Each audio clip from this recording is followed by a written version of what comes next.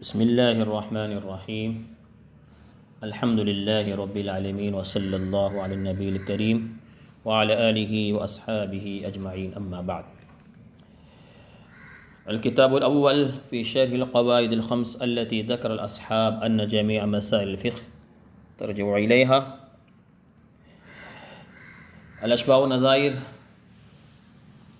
میں کتاب الاول میں ان قواعد خمسہ کی تفصیلی بحث ہے جن قواعد کے بارے میں اصحاب شوافع کا ماننا ہے کہ فقہ کے سارے مسائل کا تعلق ان قواعد خمسہ سے ہے، یعنی سارے مسائل ان قواعد کی طرف رجوع ہوتے ہیں. مطلب یہ ہے کہ ان قواعد سے فقہ کے مسائل کا گہرا رشتہ اور تعلق ہے. جی عبارت پڑھیے. بسم اللہ الرحمن الرحیم. الكتاب الأول في شرح القواعد الخمس التي ذكر الأصحاب أن جميع مسائل الفقه ترجع إليها.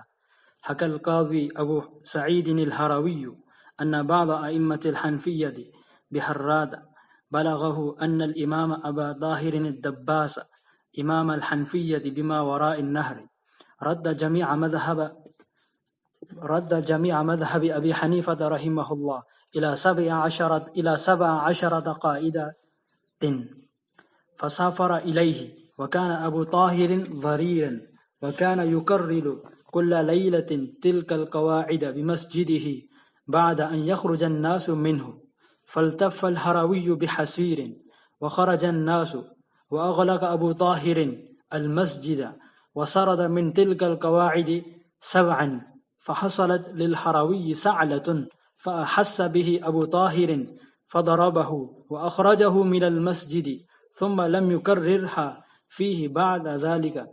فرجع الهروي إلى أصحابه وتلا عليهم تلك 7. قال القاضي أبو سعيد رحمه الله: فلما بلغ القاضي حسينا ذلك رد جميع مذهب الشافعي إلى 4 قواعد. الأولى: اليقين لا يزال بالشك، وأصل ذلك قوله صلى الله عليه وسلم: إن الشيطان ليأتي أحدكم وهو في صلاته فيقول له أحدثت، فلا ينصرف حتى يسمع صوتا أو يجد ريحا. والثانية: المشقة تجلب التيسير. قال تعالى: وما جعل عليكم في الدين من حرج. وقال صلى الله عليه وسلم: بعثت بالحنيفية السمحة. الثالثة: الضرر يزال، وأصلها قوله صلى الله عليه وسلم: لا ضرر ولا ضرار. الرابعة: العادة محكمة، لقوله صلى الله عليه وسلم: ما رآه المسلمون حسنا فهو عند الله حسن. قال بعض المتأخرين في كون هذه 4 دعائم الفقه كله نظر، فإن غالبه لا يرجع إليها إلا بواسطة وتكلف.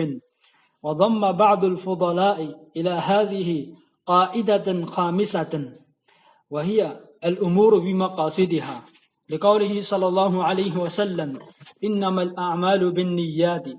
وقال: بني الإسلام على 5 والفقه على 5. قال العلائی رحمه الله: وهو حسن جدا. فقد قال الإمام الشافعي رحمه الله: يدخل في هذا الحديث ثلث العلم. وقال الشيخ تاج الدين السبكي رحمه الله: التحقيق عندي أنه إن أريد رجوع الفقه إلى 5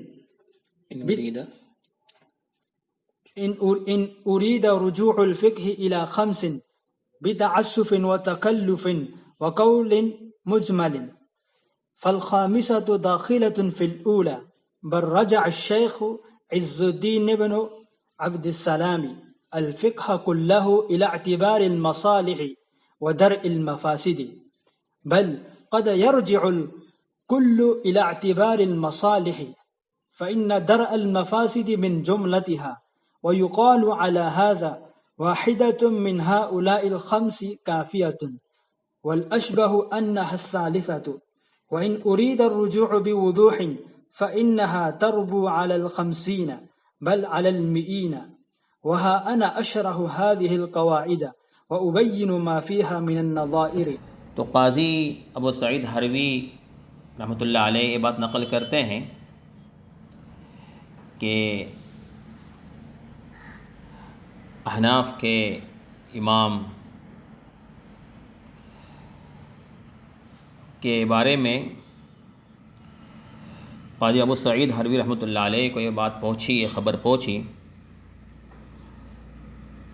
کہ امام ابو طاہر الدباس رحمۃ اللہ علیہ جو حنفیہ کے امام ہیں وہ اس نہر کے پیچھے ہیں،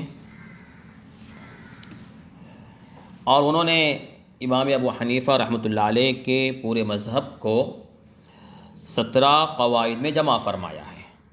مطلب یہ ہے کہ 17 قواعد جو جان لے گا وہ امام ابو حنیفہ کے مذہب کو سمیٹ لے گا، سمجھ لے گا۔ تو علم کی تلاش میں اور ان قواعد کو معلوم کرنے کے لیے قاضی ابو سعید حروی رحمۃ اللہ علیہ نے سفر کیا، جیسے علم کے حصول کے لیے لوگ سفر کرتے ہیں، آج بھی کر رہے ہیں، تو انہوں نے بھی اس وقت سفر کیا۔ امام ابو طاہر الدباس رحمۃ اللہ علیہ نابینا تھے،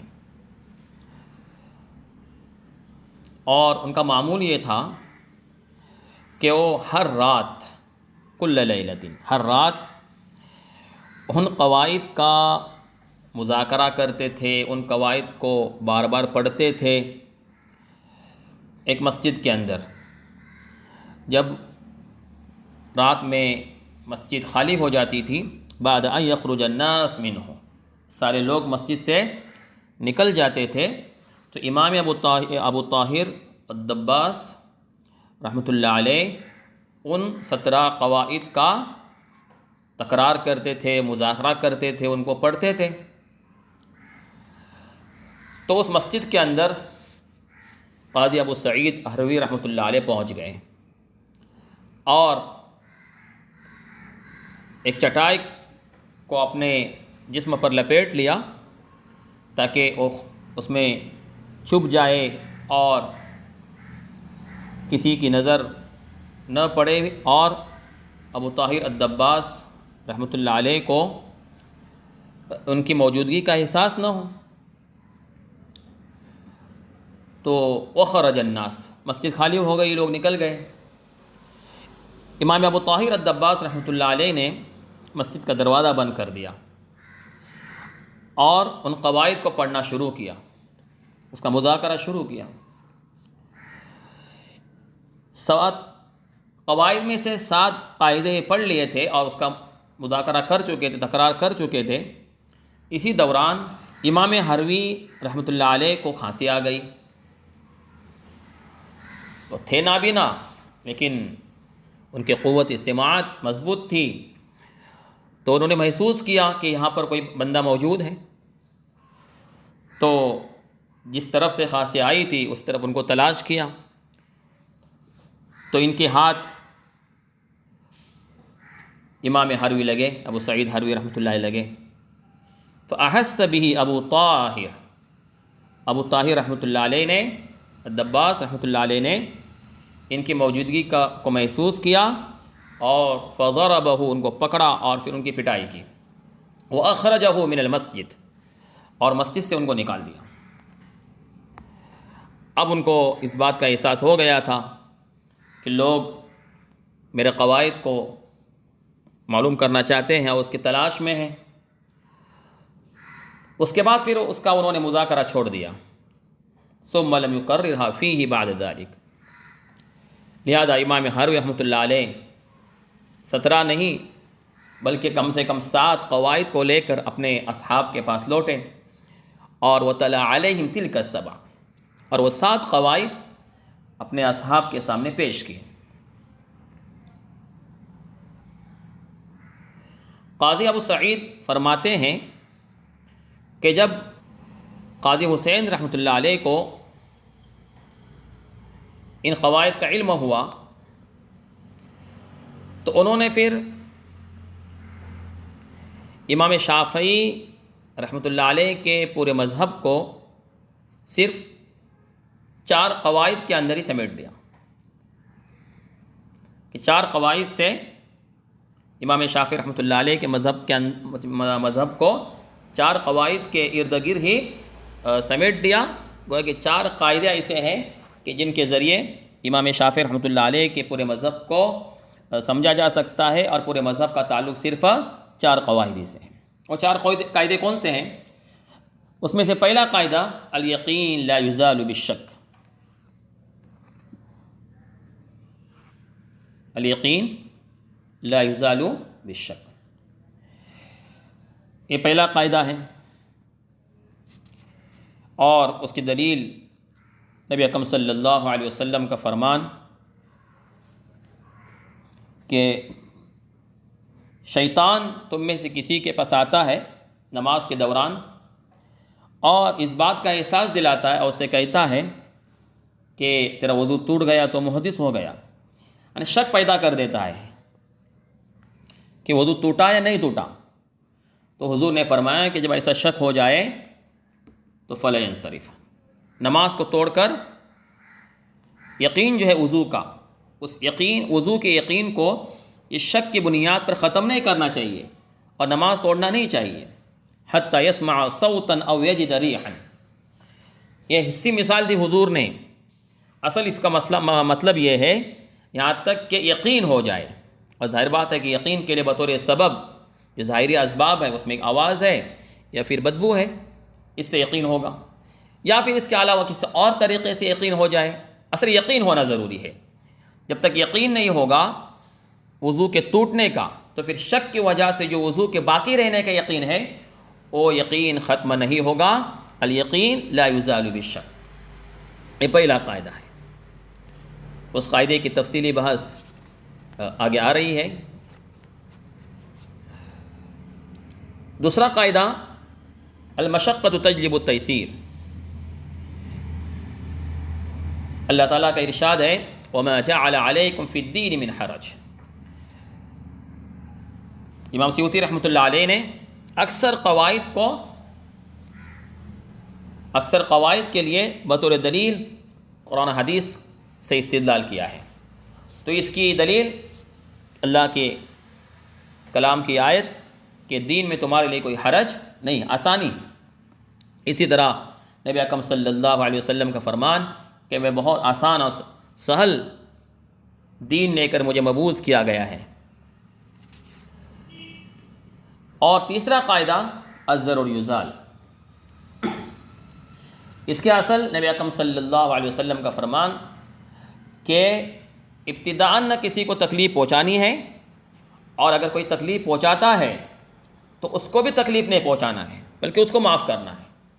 آپ کو کوئی تکلیف نہیں پہنچا رہا ہے تو اس کو بھی تکلیف نہیں پہنچانی ہے، یا آپ کو کوئی تکلیف پہنچاتا ہے اس کو بھی تکلیف نہیں پہنچانی ہے. یہ تیسرا قاعدہ ہے. اور چوتھا قاعدہ ہے عادت جو ہے فیصلہ ہوتی ہے، حکم ہوتی ہے. اس لیے بہت سے مسائل میں عرف کا اعتبار ہوتا ہے، عادت کا اعتبار ہوتا ہے، اور اسی کے مطابق حکم لگایا جاتا ہے. یہ امام سیوطی رحمۃ اللہ علیہ نے یہاں پر بقولی صلی اللہ علیہ وسلم کہ آپ صلی اللہ علیہ وسلم کا قول ما رآہ المسلمون حسنا فهو عند اللہ حسن، کہ مسلمان جس کو بہتر سمجھتے ہیں وہ اللہ کے نزدیک بھی بہتر ہے. لیکن محققین نے اس حدیث کے بارے میں وضاحت کی ہے، یہ حدیث مرفوع نہیں ہے بلکہ یہ حضرت عبداللہ بن مسعود کا قول ہے، اور ان پر جو ہے حدیث موقوف ہے. بعض متاخرین فرماتے ہیں کہ فقہ کے یعنی مکمل کے سارا فقہ ان 4 قاعدوں میں ہی ہے، یہ قابل غور ہے.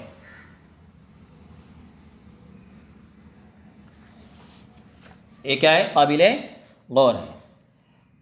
اس لیے کہ فقہ بڑا وسیع ہے، اور صرف جو ہے اس 4 قاعدوں تک ہی پورے فقہ کو محدود رکھنا ایک قابل غور ہے. کیوں؟ اس لیے کہ فإن غالبه لا يرجع إليها إلا بواسطة وتكلف. اس لیے کہ پورے کے پورے فقہ کو اگر ان 4 قاعدوں تک لوٹانا ہے، یا پورے فقہ کے لیے پورے فقہ کو ان 4 قاعدوں تک لوٹانا ہے، یا پورے فقہ کا ان 4 قاعدوں سے تعلق بنانا ہے، تو بہت زبردستی اور تکلف کے ساتھ، اور ڈائریکٹ نہیں بلکہ انڈائریکٹ، بلکہ واسطے سے جو ہے پورے فقہ کا تعلق ان 4 قاعدوں سے آپ کو بنانا پڑے گا، اور پورے فقہ کو ان 4 قاعدوں کی طرف لوٹانا پڑے گا۔ آسان نہیں ہے، واضح طور پر پورے فقہ کو ان 4 قاعدوں تک لوٹانا بہت مشکل ہے۔ اسی لیے وضم بعض الفضلاء الى هذه قاعدة الخامسة وهي الامور بمقاصدها لقوله صلی اللہ علیہ وسلم۔ اس لیے بعض فضلاء نے